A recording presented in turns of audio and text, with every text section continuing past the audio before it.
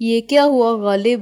میں نے اور محسن نے ایک ساتھ کہا، لیکن وہ سیدھا بیڈ کی طرف گیا اور جوتوں سمیت لحاف کے اندر گھس گیا۔ ارے بھائی، یہ پوچھو کہ کیا نہیں ہوا؟ وہ لحاف کے اندر سے بولا۔ مثلاً ثابت یہ ہوا کہ ہم سے بڑا احمق اگر کرۂ ارض پر اس وقت کوئی ہے تو آپ دونوں حضرات میں سے کوئی ہے۔ مانتے ہو یا نہیں؟ چلو تمہارا دل رکھنے کو مان لیتے ہیں، لیکن یہ بتاؤ کہ ڈاکٹر کو بلائیں؟ نہیں، ابھی ہم زندہ رہنا چاہتے ہیں، وہ بولا۔ درد دل کی دوا کرے کوئی، کسی ایسی خوبصورت نرس کو بلاؤ۔ نرس تو نہیں، ایک وکیل ہے، وصیت نامہ لکھوانا ہے تو بتاؤ، میں نے کہا۔ سردی سے یہ پانی کا بلبلہ منجمد ہو رہا ہے، غالب بولا۔ کوئی صورت ہے لحاف کے اندر ہی کافی پہنچانے کی؟ محسن نے اس کے ساتھ بھی وہی سلوک کیا جو میرے ساتھ کیا تھا۔ لحاف ہٹتے ہی وہ اٹھ بیٹھا۔ رابعہ نے اسے کافی دی۔ دوستو، کلیجہ تھام لو، پہلے سنو پھر داستاں میری، وہ کافی کی چسکی لیتے ہوئے بولا۔ یہ جو میری حالت ہے اس سے ظاہر ہوتا ہے کہ تمہاری ہانسی ٹھکائی ہوئی ہے، میں نے کہا۔ نہیں، وہ تو بس انہوں نے اٹھایا اور باہر پھینک دیا تھا، وہ بولا۔ مگر میں ہاتھ جھاڑ کے واپس کیسے آ جاتا؟ میں پھر ان سے الجھنے اندر گیا۔ میں نے کہا تھا کہ بھائی چودھری صاحب مرے یا جئیں، مجھے میرا اخبار تو واپس دے دو۔ اخبار چھین لیا انہوں نے؟ میں اور محسن ایک ساتھ چونکے۔ ہاں، اس لیے تو میں نے کہا تھا کہ ہم تینوں حماقت میں لاسانی ہیں، وہ بولا۔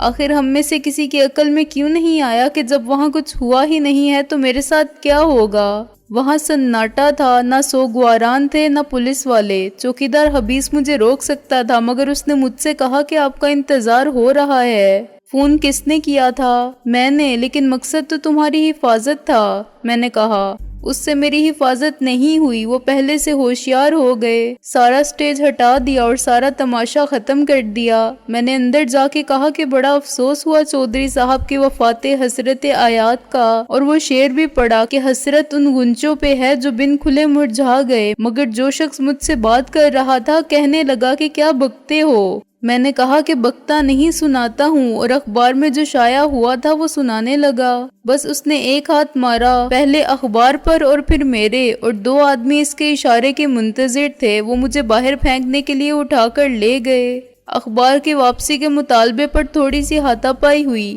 پائی تو نہیں، صرف ہاتھا ہوئی۔ ان کے ہاتھوں میری صورت خراب ہوئی اور میں پھر باہر پھینکا گیا، اپنی موٹر سائیکل کے پاس۔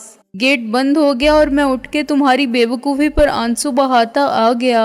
واقعی یار، ہمیں اس اخبار کو تمہارے حوالے نہیں کرنا چاہیے تھا، میں نے کہا۔ اس کی فوٹو سٹیٹ کاپی ہی دے دیتے، محسن نے افسوس سے سر ہلایا۔ فوٹو سٹیٹ کاپی اتنی رات کو بھلا کہاں سے بنتی؟ رابعہ نے سوال کیا۔ بن جاتی ہے سکندر کے لیے بختاور، غالب نے کہا۔ جب میں اپنے آفس کے سامنے کھڑا اس جعلی خبر کو پڑھ رہا تھا تو میری عقل میں یہ بات کیوں نہیں آئی کہ اوپر اپنے آفس میں جا کے اس کی 10 فوٹو کاپیاں بنوا لوں۔ اصل کو محفوظ چھوڑ کر جا سکتا تھا، لیکن میں اور سکندر بھوکے تھے، اس لیے ہماری عقل گھاس چڑھنے چلی گئی تھی۔ اب معلوم نہیں باقی 2-4 جعلی اخبار کس نے لیے تھے، کسی نے بھی لیے ہوں، مگر اب ہمیں کیسے مل سکتے ہیں، میں نے کہا۔ خیر چھوڑو، یہ بتاؤ وہاں کوئی لاش تھی؟ اندر جانے سے پہلے ہی تو میں 2 بار باہر پھینکا گیا، میں کیا بتاؤں، غالب بولا۔ یہ تو ناممکن ہے کہ اتنے کم وقت میں انہوں نے لاش کو کہیں دفن کرنے کے لیے بھیج دیا ہو، میں نے کہا۔ حالانکہ بہت سے آدمی تھے، مگر جیسا کہ تم نے بتایا رات کو تدفین کی اجازت نہیں۔ تدفین ضروری بھی نہیں، محسن بولا، اسے دریا میں ڈالا جا سکتا ہے یا سڑک پر۔ تم نے ان لوگوں کو اچھی طرح دیکھا ہے، پھر دیکھو گے تو پہچان لوگے، غالب نے اقرار میں سر ہلایا۔ ان میں سے ایک استاد پیڈرو تھا۔ میں اور محسن اچھل پڑے۔ تم کو کیسے معلوم ہوا؟ محسن نے کہا۔ ایک شخص نے اس کا نام لیا تھا، غالب نے کہا۔ مرزا غالب، تمہارا کوئی دوست میک اپ مین بھی ہے؟ محسن نے کہا، جو اپنے کام کا ماہر ہو۔ دوست تو نہیں ہے، جان پہچان ہے، غالب نے کہا۔ اگر ہم اس وقت یہ چاہیں کہ وہ ہمارا میک اپ کر دے، محسن بولا، تو کیا یہ ممکن ہے؟ اس وقت؟ غالب بھونچکا رہ گیا۔ آدھی رات کو؟ اس وقت کہاں ملے گا وہ؟ میں نے محسن کی بات سمجھتے ہوئے کہا۔ اس کے گھر پر میک اپ کا سامان ہوگا؟ میں کچھ کہہ نہیں سکتا، غالب بولا۔ اگر آدھی رات کے بعد کسی کو بیدار کر کے یہ درخواست کی جائے تو اس کا رد عمل کیا ہوگا؟ ہو سکتا ہے وہ میک اپ کے بغیر ہی حلیہ بگاڑ دے۔ اگر اس کو 1000 روپے فیکس دیے جائیں، میں نے کہا، تو وہ مجھے اور محسن کو کیا بنا سکتا ہے؟ وہ ہے تو لالچی آدمی۔ غالب سوچتے ہوئے بولے، ایک بار میں نے افواہ سنی تھی کہ اس نے کسی مجرم کی مدد کی تھی اور وہ ملک سے فرار ہو گیا تھا۔ جاتے جاتے اسے اتنا دے گیا کہ اس نے اپنا مکان بنا لیا۔ ثبوت کوئی نہیں تھا، اس لیے وہ پکڑا نہیں گیا تھا۔ مگر دوست، دھواں تو وہیں سے اٹھتا ہے نا جہاں آگ ہو، کچھ بات تو ہوگی۔ میرا خیال ہے تمہارا یہ دوست بہت صحیح آدمی ہے۔ میں نے کہا، اسے ایک رات کی محنت کا معقول صلہ ملے گا تو وہ ہمیں اپنا باپ بنانے سے بھی گریز نہیں کرے گا۔ لیکن اس کا باپ بن کے تم کیا کرو گے؟ غالب بولا، وہ تو مر چکا ہے، ہم بھی مر جائیں گے اگر ضروری ہوا۔ محسن نے مذاق میں ایک فضول سی بات کہی، لیکن اس جملے نے میرے ذہن میں ایک نئے خیال کو جنم دیا۔ یہ خیال ایٹمی ٹیکنالوجی کی اصطلاح میں چین ری ایکشن کہا جا سکتا ہے، جیسے ایک دوسرے سے ملے ہوئے فیوز یکے بعد دیگرے اڑتے جائیں یہاں تک کہ دھماکہ ہو جائے۔ ایک خیال سے دوسرا خیال زنجیر کی کڑی بنتا گیا اور آخری خیال نے ایک بالکل نئے امکان کو روشن کر دیا، یوں جیسے پرپیچ گلیوں میں پھرتے پھرتے جہاں ہر قدم پر راستہ بند ملے کا اندیشہ ہو، آدمی اچانک کسی شاہراہ پر آ نکلے۔ مرزا غالب، محسن نے ٹھیک کہا، ضرورت پڑی تو ہم بھی مر جائیں گے۔ میں نے کہا، دیکھو نا، اگر چودھری دلاور زندہ رہتے ہوئے بھی ہم کو یقین دلانے کی کوشش کر سکتا ہے تو کیا یہ کوشش ہم نہیں کر سکتے؟ وہ اپنی کوشش میں ناکام رہا، مگر ضروری تو نہیں کہ ہم بھی ناکام ہوں۔ فرض کرو پہلے مرحلے میں کل صبح میرا انتقال ہو جائے، آج کی صبح تو ہونے والی ہے چند گھنٹوں میں۔ یہ فرض کر لو کہ آج میری زندگی کا آخری دن ہے اور کل تم یہ خبر چھاپ دو کہ مشہور مفرور مجرم سکندر بخت یوں تیرے قضا کا نشانہ بنا، اور اگر دنیا یقین کر لے تو میرے لیے دنیا کے قانونی جھمیلے ختم۔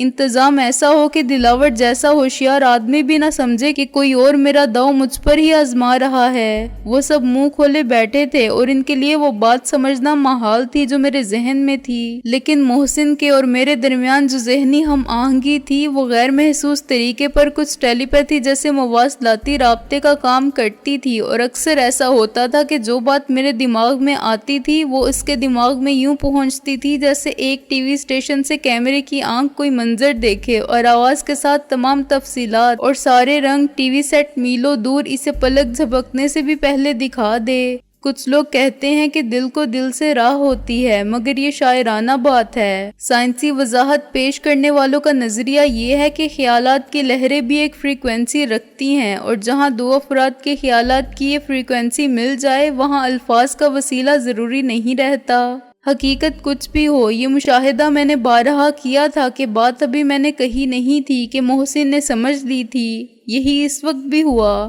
کام مشکل ضرور ہے لیکن ناممکن نہیں ہے، محسن نے سوچ کر کہا، اور پلان کی کامیابی کا انحصار سب کے مشترکہ کوشش پر ہے، کیوں مرزا غالب؟ یارو، غالب ہستہ کے بغیر کون سے کام بند ہیں؟ مرزا غالب نے نقش فریادی بن کر کہا، ابھی تو پٹ کر لوٹا ہوں۔ کیسے بزدل صحافی ہو تم؟ میں نے کہا، کیا تم نے سنا نہیں کہ قلم میں تلوار سے زیادہ طاقت ہے؟ ہوگی، ضرور ہوگی، لیکن مقابلہ تلوار سے نہیں ہے برادران عزیز، بندوق کی گولی سے ہے۔ فرق صاف ظاہر ہے، وہ بولا۔ تم کو قلم ہی چلانا ہے، میں نے اسے تسلی دی، توپ نہیں چلانی ہے۔ سب سے پہلے تو ہمیں یہ معلوم کرنے جانا ہے کہ وہ لاش کس کی تھی جسے دلاور مرحوم بنا کے رکھا گیا تھا، اور جو دراصل لاش نہیں تھی، شکاریوں کا پھیلایا ہوا جال تھا کہ ہم تجسس سے مجبور ہو کے ان کا آخری دیدار کرنے جائیں تو یہ دنیاوی زندگی میں ہمارا آخری ایڈونچر ہو۔ اب بھی آپ لوگوں کے عزائم برے نہیں ہیں، چنانچہ کہا جا سکتا ہے کہ انجام بھی وہی ہوگا۔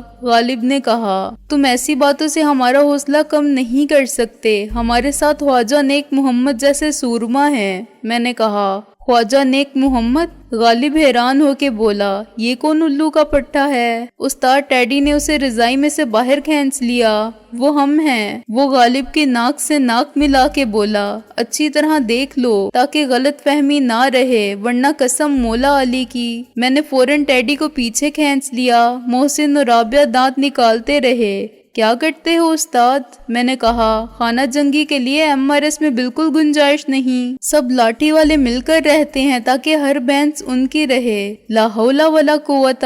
غالب نے پھر لحاف میں پناہ لی۔ ارے بھائی ہمیں کیا معلوم کہ تمہارا ایسا شریفانہ نام بھی ہو سکتا ہے۔ دیکھ لو سکندر بادشاہ، استاد ٹیڈی نے اکڑ کر مونچھوں کو تاؤ دیا۔ اب یہ کارٹون ہمیں بدماش کہہ رہا ہے۔ ابے ہمارا نام شریفانہ ہے تو کیا ہم خود شریف نہیں ہیں؟ شریف کیا تم بدماش بھی نہیں ہو، مجھے تو تمہاری یہ مونچھیں بھی نقلی لگتی ہیں، غالب نے چلا کے کہا۔ اس سے پہلے کہ MRS کے دو مستند اور معزز اراکین سچ مچ نہ صحیح اصطلاحاً تلواریں سونت کر ایک دوسرے کے مقابلے پر آ جاتے، ہم سب نے دخل در معقولات کیا اور جنگ بندی کروانے کے بعد انہیں زبردستی ایک دوسرے سے گلے ملوایا۔ یہ کارروائی گلے ملنے سے زیادہ گلے پڑنے کے مترادف تھی۔ لاش کے بارے میں قیاس آرائی کی ضرورت نہیں، میں نے کہا، ہم کو جا کے دیکھنا ہی پڑے گا، اور چونکہ رات کے وقت اس کو ٹھکانے لگانا مشکل ہے، اس لیے مجھے لاش کے کوٹھی میں ہی مل جانے کے امکانات ہاتھ سے روشن نظر آتے ہیں۔ جو کام آسانی سے کیا جا سکتا ہو اسے مشکل طریقے سے کوئی نہیں کرتا۔ کم سے کم دلاور گھبراہٹ میں جلدی کرنے والا آدمی نہیں ہے۔ ابھی تو اسے افسوس ہوگا کہ اس نے اتنی محنت سے جال پھیلایا تھا، اس امید میں کہ پکڑا جائے گا شیر، لیکن آپ پھنسا گیدڑ۔ غالباً آپ خود کو شیر سے اور مجھے گیدڑ سے تشبیہ دے رہے ہیں، غالب نے لحاف سے سر نکال کے کہا۔ جی، میں نے کہا۔ دلاور غصے اور جھنجھلاہٹ میں مبتلا ہوگا، اسے لاش کی فکر نہیں ہوگی، اپنی ناکامی کا صدمہ ہوگا۔ اسے فوری طور پر یہ ڈر نہیں کہ ہم میں سے کوئی اس وقت وہاں جانے کی حماقت کر سکتا ہے، چنانچہ لاش کا کیا ہے، صبح کہیں گاڑ دی جائے گی۔ اور دوستوں، جنگ کی حکمت عملی یہ ہے کہ حملہ اس وقت کرو جب دشمن کو اس کی ذرا بھی توقع نہ ہو، تاکہ اسے دفاع کا موقع ہی نہ ملے۔ جنرل آئرن ہاور نے دوسری جنگ عظیم کے دوران میں فرانس سے نازی جرمنی کی فوجوں کو نکالنے کا سب سے خطرناک مرحلہ ایک ایسی رات میں سر انجام دیا تھا جب موسم انتہائی خراب تھا۔ اس نے منصوبے کو آخری لمحے تک خفیہ رکھا اور 6 جون کو، جسے ڈی ڈے بھی کہتے ہیں، رات کے اس وقت اتحادی فوجوں کو سخت بارش اور طوفان میں نارمنڈی کے ساحل پر پیراشوٹ سے اتار دیا۔ نازی فوجی مطمئن تھے کہ کم سے کم آج کی رات اتحادی افواج کوئی کارروائی نہیں کریں گی، اور وہ فراغت کے احساس سے سرشار کچھ جشن منا رہے تھے، چنانچہ بے خبری میں مارے گئے اور فرانس سے نکالے گئے۔ آئرن ہاور کا جوا کامیاب رہا، پس اسے سرفروشان MRS ہم بھی آج کی رات کو ڈی ڈے فرض کرتے ہوئے جاتے ہیں۔ لاکھ روپے کی بات کہی سکندر بادشاہ تم نے، ٹیڈی نے کہا، جو تاریخ کی ایک مشہور روایت کے ذکر سے سخت متاثر ہوا تھا۔ باقی لوگ جنگ عظیم کی تاریخ کے متعلق جانتے تھے، چنانچہ وہ خاموش رہے۔ اگر لاش کوٹھی کے اندر ہی مل جاتی ہے تو ہم لے آئیں گے، میں نے کہا۔ وہ کیسے؟ محسن کہنے لگا، جا کے اپنے چودھری دلاور سے کہیں گے کہ میں اندر حاضر ہو سکتا ہوں جناب، اور وہ انتہائی شائستگی سے کہے گا کہ چشمے ماں روشن دل ماں شاد تشریف لائیے۔ پھر ہم کہیں گے کہ عذرائے عنایت وہ لاش عنایت فرمائیے جو بھی کچھ دیر پہلے آپ کی جگہ لیٹی تھی، اور وہ کہے گا کہ ابھی پیش کرتا ہوں۔ وہ لاش کیا، آپ میری اصل لاش بھی لے جانا چاہیں تو بس دے شوق لے جائیں، اس سے زیادہ لاشیں درکار ہوں تو میں آپ سب کو بھی لاش بنا دیتا ہوں۔ رابعہ کا ہنستے ہنستے برا حال ہو گیا۔ اتنے سنجیدہ اور بھیانک موضوع پر محسن کا انداز بیان مسخروں والا تھا۔ ابھی تم کہہ رہے تھے کہ میں تمہیں میک اپ مین کے پاس لے جاؤں، غالب نے کہا، تاکہ وہ تمہاری شکل بگاڑ دے۔ بہتر تو یہی ہوتا کہ ہم چہرے بدل کر جاتے، میں نے کہا، لیکن کام زیادہ ہے، اسے کم سے کم 3 چہرے بدلنے ہیں، میرا، محسن کا اور ٹیڈی کا، اور میرا خیال ہے کہ اس کام میں 3 گھنٹے تو ضرور لگیں گے۔ اس وقت رات کے 1:45 بجنے والے ہیں، 5 بجے کے بعد چودھری دلاور کے گھر پہنچے تو دیر ہو جائے گی۔ دیر کیوں ہو جائے گی؟ محسن بولا، سورج 7:15 بجے سے پہلے نہیں نکلتا، 6 بجے تو فجر ہوتی ہے۔ ہاں، کام تو وہاں لمبا نہیں ہے۔ میں نے محسن کی بات پر غور کیا۔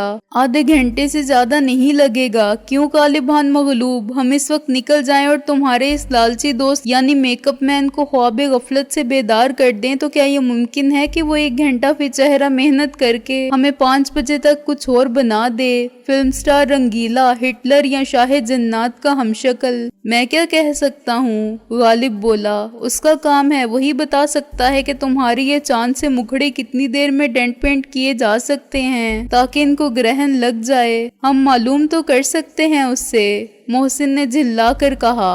हाँ, लेकिन ये जरूरी नहीं कि वो इस काम पर रजामंद हो जाए, गालिब बोला। लालची आदमी भी बाज़ औक़ात अड़ जाता है या डर जाता है। आखिर तुम किस मर्ज की दवा हो? मैंने कहा। तुमको इसीलिए तो साथ ले जाएंगे हम कि वो मुतमईन हो जाए, तुम इसे यकीन दिला सको कि डरने की जरूरत नहीं और हम अपने साथ सिर्फ पैसा लाए हैं, खतरा नहीं। अड़ने की बात अलग है, उसका इलाज भी अलग है। मोहसिन ने जेब से रिवॉल्वर निकाला और फिर जेब में रख लिया। राबिया कुछ परेशान थी, वो नहीं चाहती थी कि हम इस खतरनाक मिशन पर रवाना हों, लेकिन वो हमारी फितरत को भी समझती थी और ये भी जानती थी कि मना करने से हम मानने वाले नहीं हैं। उसके नुक्ता नज़र से हम खराबी में मजीद खराबी का सामान करते चले जा रहे थे और हमारे मामलात को सुलझाने की कोशिश का नतीजा अब तक उसके सिवा कुछ नहीं निकला था कि मामलात ज्यादा उलझ गए थे। लेकिन वो शर्ते वफा निभाने पर मजबूर थी और बहुत पहले अपनी जिंदगी पर मेरे कामिल इख्तियार को दिल का फैसला समझ के कबूल कर चुकी थी। चुनाचे अब वो सरे तस्लीम गम है जो मिजाजे यार में आए कि अमली तस्वीर थी। वो खुद कुछ नहीं थी, इसके लिए जो कुछ था मैं था। उसकी अक्ल, उसकी कुव्वत फैसला और कुव्वत इरादे सब मेरी खुशी थी। मैं तुम लोगों के साथ चलूंगी, उसने अचानक कहा। तुम्हारा दिमाग खराब है? मैंने हैरान होके कहा। दिमाग तो हम सब लोगों का खराब है, वो सपाट लहजे में बोली। हमारे दरमियान ये दीवानगी का रिश्ता ना होता तो हम सब बहुत पहले एक दूसरे का साथ छोड़ चुके होते,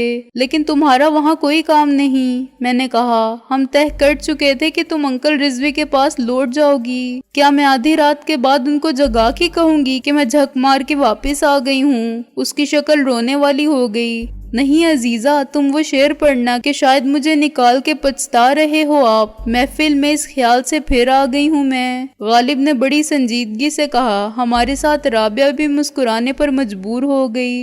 मेरा मतलब था कि इस वक्त क्या मैं अकेली होटल वापस जाऊंगी? राबिया ने कहा। तुम सब लाम पर जा रहे हो, तुम कहीं भी ना जाओ, यहीं दरवाजे बंद करके सो जाओ, मोहसिन बोला, और हमारी बिल्कुल फिक्र ना करो। अच्छा, अब मुझे फिक्रमंद होने का हक भी नहीं, राबिया ने तन से कहा। तुम इत्मीनान से सो सकते थे अगर मेरी जगह होते। चलो, सोना जरूरी नहीं तो सुबह तक हमारी वापसी का इंतजार करो, मैंने कहा। सिर्फ इंतजार होता तब भी अजाब कम ना होता। अब 1000 जानलेवा अंदेशे भी होंगे और मैं अकेली, मुझे अपने साथ रखो प्लीज। मैं वादा करती हूँ कि कल ढीठ बनकर अंकल रिजवी के घर चली जाऊंगी। वो हिस्टेरिया से लड़ने लगी थी। समझने की कोशिश करो राबिया, मैंने कहा। एक तो इस वक्त हमारे पास अपनी ट्रांसपोर्ट नहीं है, एक तुम्हारी गाड़ी का आसरा था, अब वो भी नहीं रहा। बल आखिर हम गाड़ियां तबाह करने का आलमी रिकॉर्ड कायम कर देंगे, मोहसिन ने मुसर्रत से कहा। इस वक्त हम 4 आदमी हैं और किसी टैक्सी में 5वीं सवारी की गुंजाइश नहीं होती, मैंने मोहसिन को घूर कर कहा। ये भी हो सकता है कि इतनी रात को टैक्सी ही ना मिले और हमें अपनी मदद आपके असूल पर मुतबादिल इंतजामात करने पड़े। यानी किसी से गाड़ी छीनोगे इस वक्त? राबिया ने हवगी से कहा। जरूरी नहीं, कोई शरीफ आदमी हमें लिफ्ट देने पर तैयार हो जाए तो अच्छा है, मैंने सर खुजा के कहा। लेकिन हमारे पास वक्त कम है, हम सुबह तक इस शरीफ आदमी के इंतजार में खड़े नहीं रह सकते और सुबह होने का इंतजार भी नहीं कर सकते कि कारों वालों के शोरूम में जाएं तो हम फिर चलती का नाम गाड़ी ले लें। देखो यारो, मैंने अम्मारे से नजरियाती इत्तफाक किया था, गालिब बोला, लेकिन ऐसे मुश्किल काम मैं नहीं कर सकता। ये मार धाड़ और मरना मारना, कुश्तों के पुश्ते लगाना, ये काम हमारे लिए छोड़ दो, मैंने कहा। 1 अकेला 2 11, मैं और मोहसिन 11 के बराबर हैं, लेकिन टीम में 12वां खिलाड़ी जरूर रखा जाता है। ख्वाजा साहब 12वें खिलाड़ी हैं, इसके बाद तुम 13 नंबर। या मेरे खुदा, क्या मनहूस अदद मिला है, गालिब ने कहा। अपनी किस्मत ही ऐसी है। इस वक्त हम चारों को जाने दो, मैंने राबिया से बात जारी रखी। किसी औरत के साथ घूमते हुए हम यूं भी मुश्तबा नजर आएंगे और अगर हमने माइट इज राइट के बुनियादी फलसफे पर अमल करते हुए जराए नक्लो हमल का बंदोबस्त किया तो तुम्हारी मौजूदगी हमारा राज फाश कर देगी। रिपोर्ट लिखवाने वाले को किसी और का चेहरा याद रहे ना रहे, तुम्हारा जिक्र तो वो यूं करेगा कि रिपोर्ट भी गजल महसूस होगी और जानने वाले जान लेंगे कि ये किसका जिक्र है। मोहसिन हंसा और राबिया का रंग लाल होने लगा। सुबह तक मैं यही हूँ, कब तक लौटोगे तुम लोग? सूरज निकलने तक। मैंने कहा, लेकिन देर हो जाए तो घबराना नहीं, अंकल के घर चली जाना। वादा करो कि तुम अपना ख्याल रखोगे। राबिया ने रवायती बीवियों की तरह कहा, जो शोहर को लाम पर भेजते वक्त भी ये जुमला कहती थी और अब खुद मेके जाते हुए भी ट्रेन में बैठ के कहती हैं। मुझे बेख्तियार हंसी आई। अरे बाबा, मैं अकेला तो नहीं हूँ। अपना ख्याल रखने वाला मेरे साथ मेरा खुदा है, मेरा इत्तमाद है। मोहसिन और खोजी हैं और मिर्जा गालिब हैं और तुम हो। तुम्हारे ख्याल की रफाकत भी तुम्हारे साथ से कम तो नहीं। जो कुछ मेरे पास बचा है। राबिया ने फौरन मेरे जज्बात के धारे का रुख मोड़ दिया, क्योंकि मोहसिन के अलावा टेडी और मिर्जा गालिब यकलक संजीदा हो गए थे। उससे कल कोई दूसरी गाड़ी ले लेना। और आप बिल्कुल फिक्र मत करो आपा जी, टेडी अचानक बोला।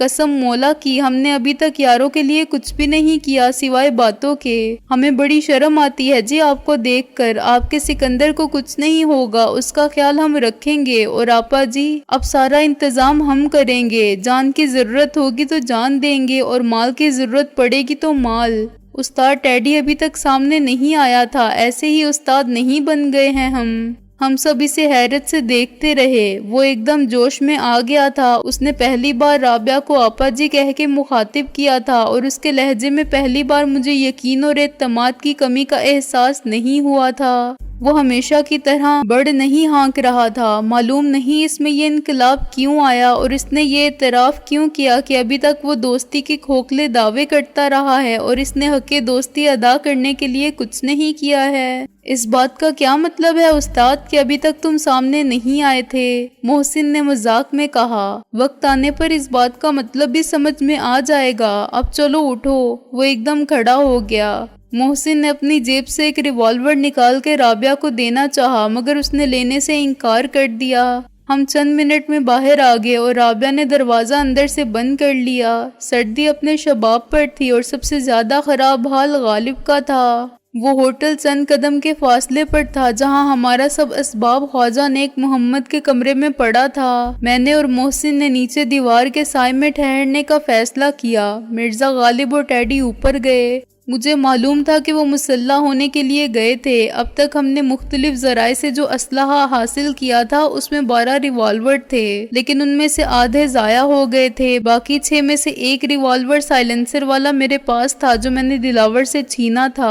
भेस बदलने के लिए हमारे पास सिर्फ एक वेटर की वर्दी रह गई थी। मोहसिन ने मुझसे इत्तफाक किया कि हमारे पास एक पोर्टेबल टेप रिकॉर्डर होना चाहिए और एक ऐसी गाड़ी जिसमें रेडियो जरूर हो। कार के रेडियो आम हैं और इनमें एफएम बैंड होते हैं। एफएम रेडियो हो तो टेलीफोन के बगैर एफएम माइक्रोफोन के जरिए बात करना मुमकिन हो जाता है और पकड़े जाने का डर भी नहीं रहता। जो एफएम माइक्रोफोन हमने पहले हॉल रोड से खरीदा था वो भी अब हमारे पास नहीं था। हमने तय किया कि इस बार ज्यादा रेंज का माइक्रोफोन लेंगे ताकि हम 1 मील दूर रह के भी बात कर सकें। आमदन हमने माली वसाइल के जिक्र से गुरेज किया। पैसा राबिया के पास था और इससे लिया भी जा सकता था, लेकिन बार बार जरूरत के लिए इससे कुछ मांगना मायूब लगता था। ये एहसास अपनी जगह था कि राबिया का जो कुछ है मेरा है। उसके बावजूद मैं महसूस करता था कि मेरी वजह से पहले इसकी आमदनी के वसाइल खत्म हुए। अब आमदनी ना होने के बाद मैं इसका बचाया हुआ पैसा खत्म करता जा रहा हूँ। जब ये पैसा खत्म हो जाएगा तो वो क्या करेगी और पैसा कहाँ से लाएगी और अपनी जाती जरूरियात किस तरह पूरी करेगी?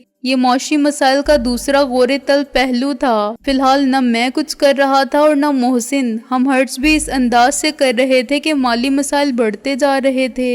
होटलों का हर्ट्स था, बाहर खाने पीने का हर्ट्स था और 1000 दीगर जरूरियात के अखराजात थे। मोहसिन अपने तनख्वाहदार और महदूद आमदनी रखने वाले बाप से कुछ नहीं मंगवा सकता था और हम दोनों में से किसी को न जागीर से आमदनी थी, न कारोबार से, न मुलाजमत से। चुनाचे साफ नजर आता था कि बहुत जल्द ये सूरत हाल संगीन तर हो जाएगी। कहने को मैं लखपति बाप का लखपति वारिस था और MWD कॉम्प्लेक्स में आधे का मालिक, लेकिन वही कानून जो मुझे चौधरी दिलावर के कारोबार में बराबर का शरीक तस्लीम करता था और मुझे मेरा हक दिलवा सकता था, इस वक्त मेरे खिलाफ इस्तेमाल हो रहा था और जो कुछ मेरा था उसमें से मुझे एक फूटी कौड़ी भी नहीं मिल सकती थी। میں نے اندازہ لگانے کی کوشش بارہا کی تھی کہ آخر MWD کے اثاثے، کاروبار اور گڈ ول سب کی مجموعی مالیت کیا ہوگی۔ جتنا دلاور مجھے دینا چاہتا تھا اس حساب سے تو میرا حق بہت زیادہ بنتا تھا، شاید 50 لاکھ سے بھی زیادہ، مگر وہ 50 لاکھ لینے کے لیے مجھے عدالت میں حاضر ہونا پڑتا اور عدالت مجھے ایک ہاتھ میں وراثت کا سرٹیفکیٹ تھماتی تو دوسرے ہاتھ میں موت کا فرمان۔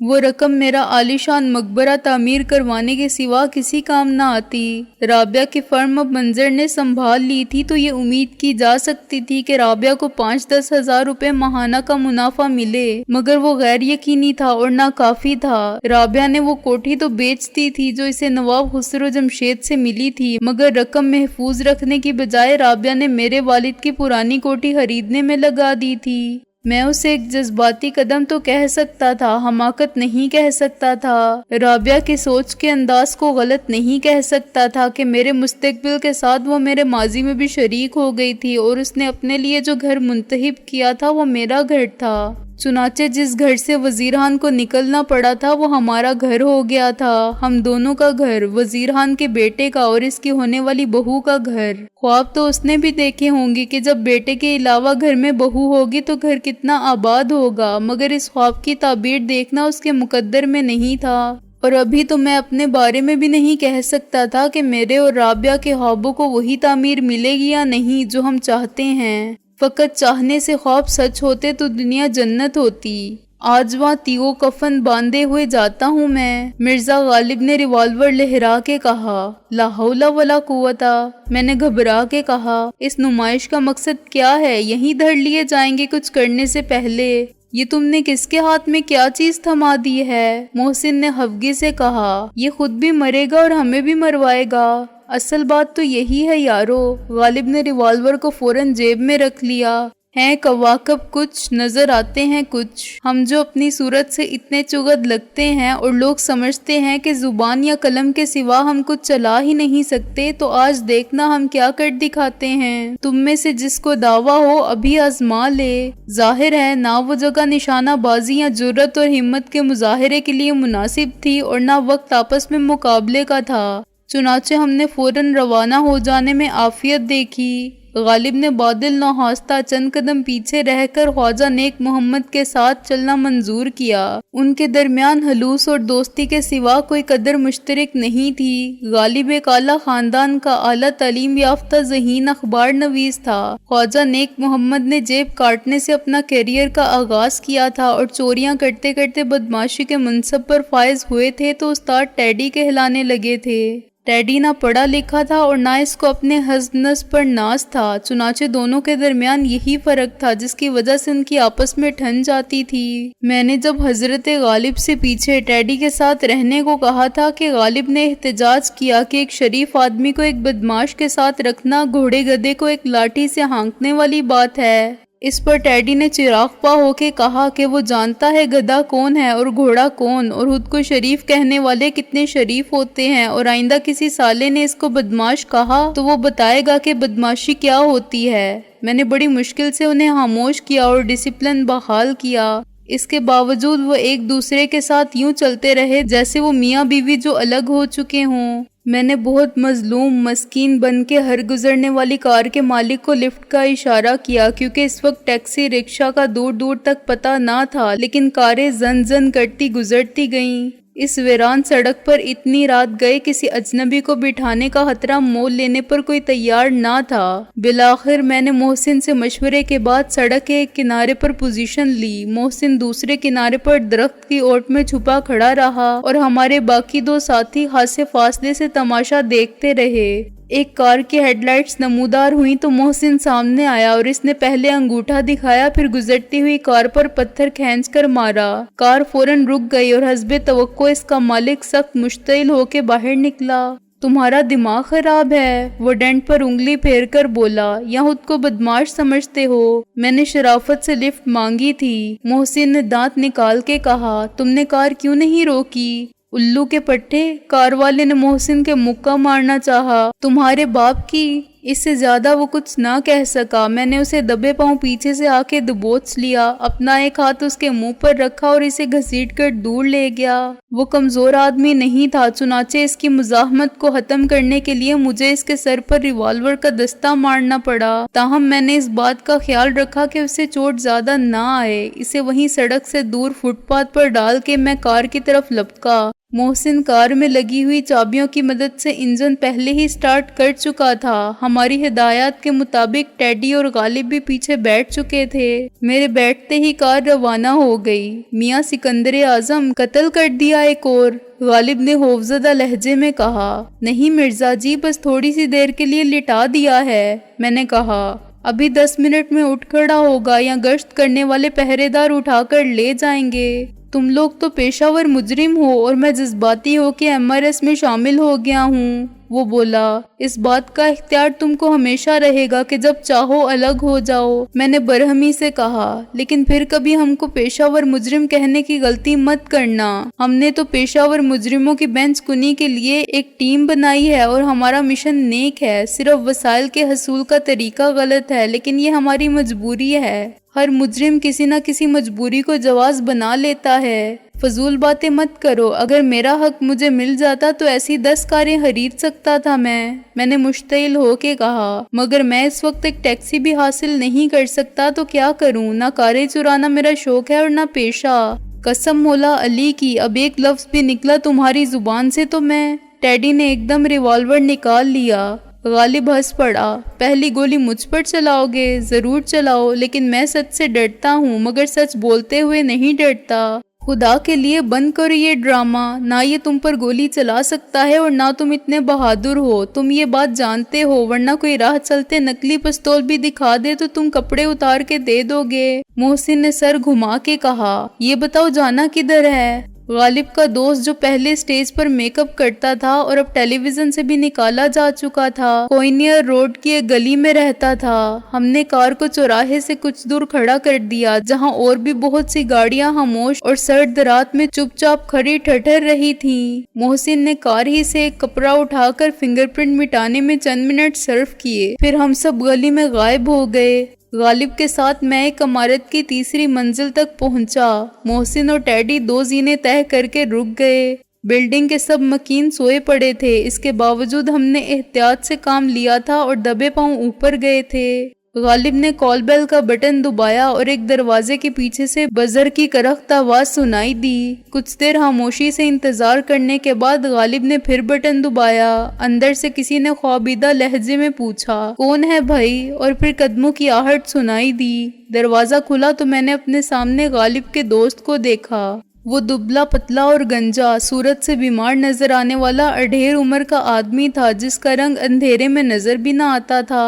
اس نے اندر کی لائٹ جلائی تو میں نے اسے غور سے دیکھا۔ وہ شکل سے ہی کمینہ، لالچی اور عیار لگتا تھا۔ ایسے آدمی پر بھروسہ کرنے میں یقیناً خطرہ تھا، مگر اس وقت ہمارے پاس اور کوئی چارہ بھی نہ تھا۔ غالب بھائی تم اس وقت؟ وہ اپنی حیرانی پر قابو پا کے بولا۔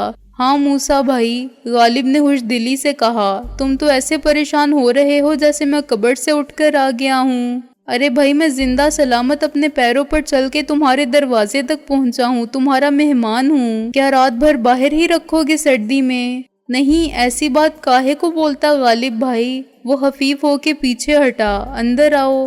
میں اکیلا نہیں ہوں، غالب نے کہا، میرے ساتھ چند مہمان بھی ہیں۔ ایک تو یہ دوست ہیں ہمارے SB کے خان، جو مجھ سے زیادہ شریف آدمی ہیں۔ پھر اس نے مجھے اشارہ کیا اور ہم اندر داخل ہو گئے۔ موسیٰ بھائی ہنسا۔ ارے ہم کیا تم کو جانتا نہیں ہے کہ تم کتنا شریف آدمی ہے، ایک دم لفڑے باز۔ یہ ساری دنیا ایک لفڑا ہے، یہاں ہر شخص لفڑے باز ہے، مرزا غالب نے متانت سے کہا۔ دروازہ کیوں بند کر دیا ابھی سے؟ میرے باقی مہمانوں کو بھی اندر آنا ہے۔ دیکھو یار غالب، ابھی میرے کو تھوڑا پریشانی ہونے لگا ہے۔ موسیٰ بھائی کے ماتھے کی ہر شکن گہری ہو گئی۔ یہ ایک مہمان تو ٹھیک ہے لیکن اپنا گھر میں کوئی جلوس جلسہ کرنے کا جگہ نہیں ہے، اور ابھی میرے کو سچ مچ بتا دے کہ تیرا کیا مقصد ہے آدھی رات کے بعد یہاں آنے کا؟ میں اکیلا ہوں گھر میں۔ یہ تو اور بھی اچھا ہے، غالب نے کہا۔ ویسے ایک بیوی تو تھی تیرے پاس جو ہر سال، وہ ابھی اپنے میکے کے لیے گئی ہے اپنا بھائی کا شادی بنانے کو، موسیٰ بھائی نے جلدی سے کہا۔ اسی وقت پہلے سے طے شدہ پروگرام کے مطابق محسن نے دروازے پر دستک دی۔ ہم نے محسن اور ٹیڈی کو بتا دیا تھا کہ ہمارے اندر پہنچ جانے کے ٹھیک 5 منٹ بعد وہ آ جائیں۔ موسیٰ بھائی سے پہلے غالب نے مستعدی کا مظاہرہ کرتے ہوئے چٹکنی کھول دی۔ محسن اور ٹیڈی کے اندر آتے ہی دروازہ بند ہو گیا۔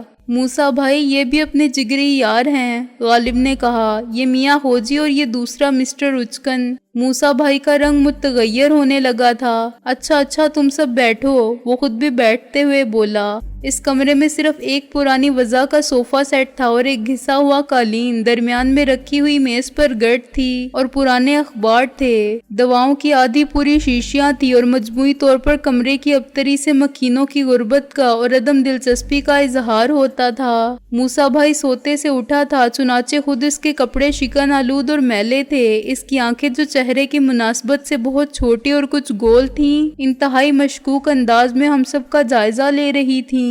مجھے وہ کسی ویرانے میں بسنے والا الو نظر آیا جس کی تنہائی میں ہم سب مخل ہو گئے تھے، اور یہ بات اسے سخت ناگوار گزری تھی، مگر وہ بے بس تھا۔ اس نے غالب کو دیکھ کر کسی خوشی کا اظہار نہیں کیا تھا اور ایسا لگتا تھا کہ غالب اور موسیٰ بھائی کے درمیان دوستی کے رشتے کی بنیاد خلوص یا محبت پر نہیں ہے۔ بہت جلد اس کی تصدیق ہو گئی۔ معلوم ہوتا ہے تم کو خوشی نہیں ہوئی مجھ سے اور میرے دوستوں سے مل کر، غالب نے کہا۔ ایک ہم ہے کہ تمہاری یاد آئی تو آدھی رات کو چلے آئے۔ دیکھو یار غالب، ابھی ایسا چکر مت دے میرے کو، موسیٰ بھائی نے تیز لہجے میں کہا۔ تو الو سمجھتا ہے مجھے؟ غالب نے نفی میں سر ہلایا۔ الو کو برا منانے کے مترادف ہے۔ تم الو نہیں، الو کا پٹھا ہے۔ پٹھا سمجھتا ہے نا، شاگرد، جیسے ہر پہلوان کا پٹھا ہوتا ہے۔ فالتو بات مت کر، کیوں آیا ہے تو اس وقت؟ موسیٰ بھائی نے بگڑ کے کہا۔ اور یہ کون لوگ ہیں تیرے ساتھ؟ اچکن اور کھوجی، اور یہ کیا ABCD ہان، یہ کیا بکواس ہے؟ اس کا نام بھی تو نے غلط بتایا ہے۔